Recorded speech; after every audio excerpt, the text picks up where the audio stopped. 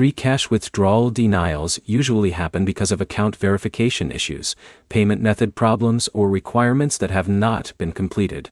By the end, you'll know the main reasons a Freecash withdrawal can be denied, and the steps to check before trying again. The first step is checking your withdrawal details. Open Freecash and review the payment method you selected to make sure the information is correct.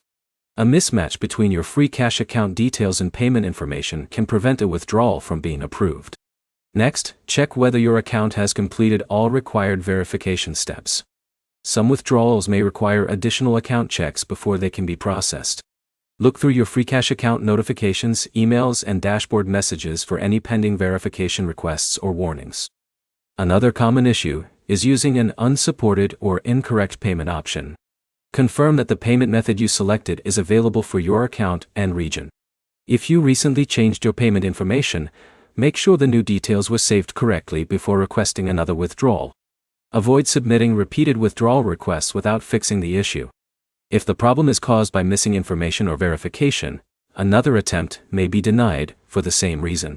You should also review the offer or activity history connected to your balance.